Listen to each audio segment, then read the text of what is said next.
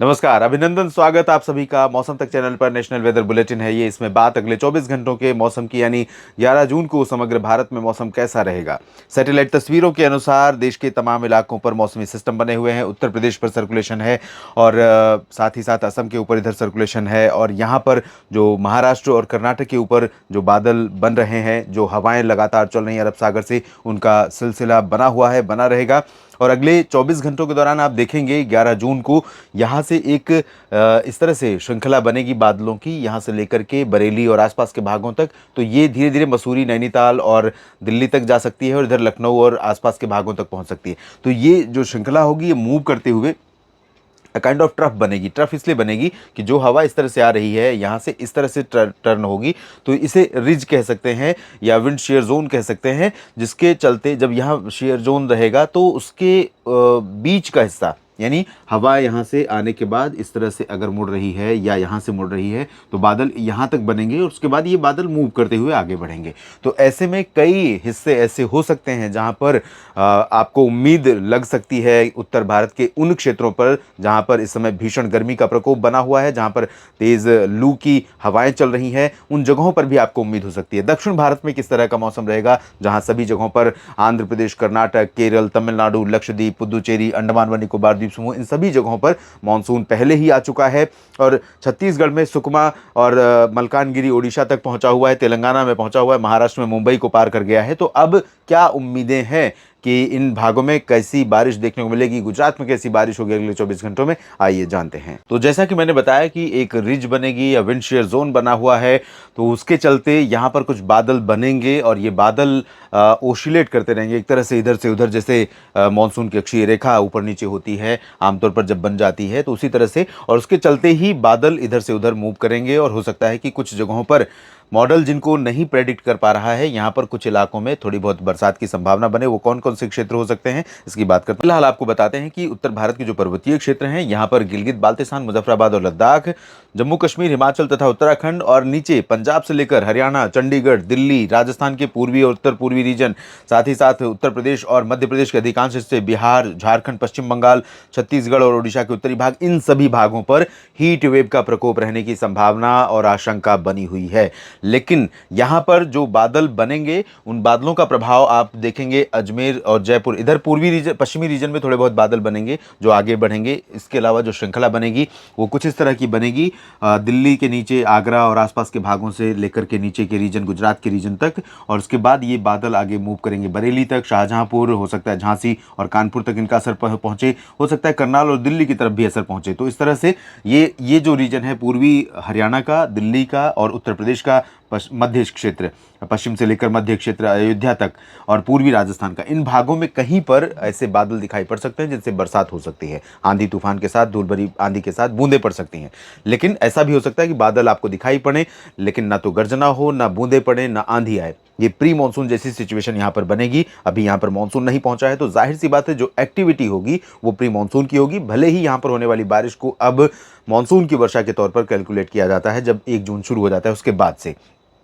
पूर्वी उत्तर प्रदेश के भागों में, प्रयागराज और आसपास के रीजन में तापमान 46-47 डिग्री भी पहुंच सकता है। बुंदेलखंड रीजन खासतौर पर प्रभावित रहेगा, जिसमें उत्तरी मध्य प्रदेश और दक्षिणी उत्तर प्रदेश के कई जिले शामिल हैं, जहां पर प्रचंड गर्मी रहेगी। झांसी, ललितपुर और महोबा, हमीरपुर, चित्रकूट, बांदा और कौशाम्बी, फतेहपुर से लेकर प्रयागराज और आसपास के भागों, वाराणसी तक, रीवा, पन्ना और खजुराहो, टीकमगढ़, इन भागों में। इधर बिहार के अधिकांश भागों, झारखंड और पश्चिम बंगाल के लगभग सभी जिलों में भीषण गर्मी, प्रचंड गर्मी का दौर लगातार बना हुआ रहेगा। इसमें कोई राहत नहीं मिलेगी। पटना हो या चंपारण, दरभंगा हो या भागलपुर, गया, बक्सर, कैमूर, इधर रांची, देवघर, डाल्टनगंज, दुमका, छतरा, पलामू, लातेहार, झरिया और पश्चिमी पूर्वी सिंहभूम, सभी जगहों पर भीषण गर्मी रहेगी। कोलकाता में भी राहत नहीं रहेगी, उमस के साथ गर्मी परेशान करेगी। लेकिन आप देखेंगे थोड़ा सा परिवर्तन दिखाई पड़ेगा।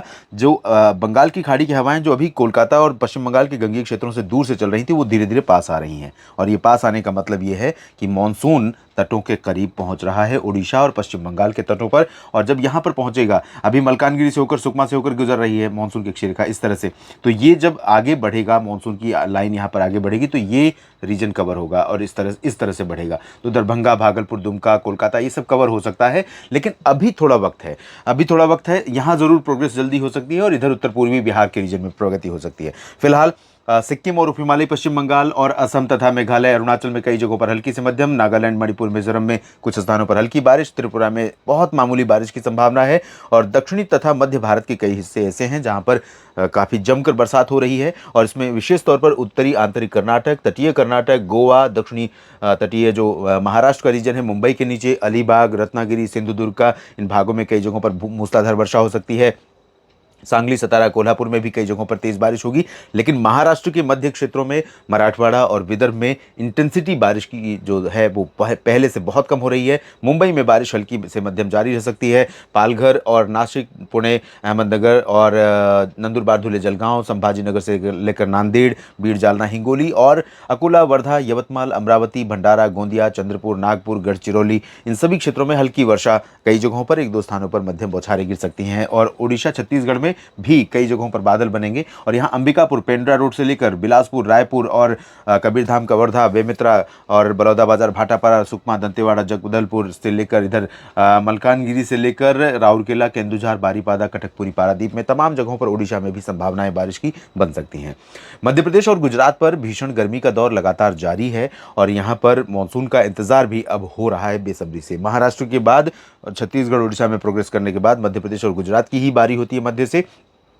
लेकिन यहाँ पर मानसून को आगे बढ़ने के लिए नीचे से कोई धक्का देने वाला चाहिए सिस्टम, और ऊपर से आने वाली हवाओं को पीछे धकेलने की स्थिति होनी चाहिए। इतना दम इस हवा में हो कि ऊपर से आने वाली हवाएं पीछे खिसकनी शुरू हो जाएं, खिसकने के लिए मजबूर हो जाएं। लेकिन अभी ऐसी स्थितियां नहीं हैं। अभी आप देखेंगे कम से कम 3 दिन पूरे मध्य प्रदेश और उत्तरी महाराष्ट्र के तमाम इलाकों, गुजरात के पूर्वी रीजन, छत्तीसगढ़, उड़ीसा तक, इन तमाम जगहों पर उत्तर की हवाएं काफ़ी तेज़ गति से और काफ़ी प्रभावशाली गति से चलती रहेंगी। फिलहाल ड्राई वेदर रहेगा, लेकिन उज्जैन से लेकर भोपाल और जबलपुर का जो नीचे का हिस्सा है, इन भागों पर कुछ गर्जना वाले बादल पश्चिम से मूव करते हुए पूरब की तरफ आ सकते हैं और बरसात हो सकती है। उत्तरी रीजन में गर्मी का प्रचंड प्रकोप लगातार बना रहेगा। राजकोट से लेकर अहमदाबाद, सूरत के बीच में भी यहाँ पर भी बादल बन सकते हैं। कुछ गर्जना के साथ वर्षा की संभावनाएं यहाँ पर देखने को मिल सकती हैं।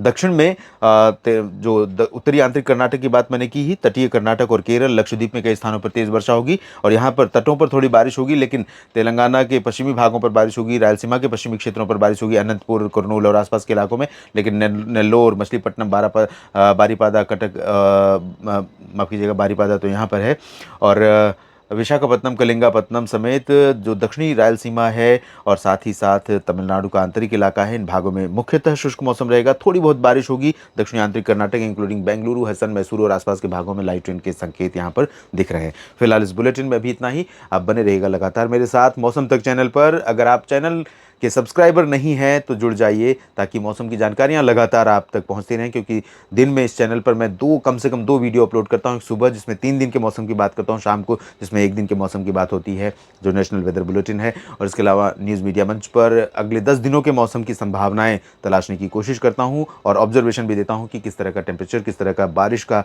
डेटा रहा है पिछले 24 घंटों में। तो लगातार मेरे साथ बने रहिए, उपयोगी जानकारियाँ मिलती रहेंगी। आप सभी का दिल से शुक्रिया।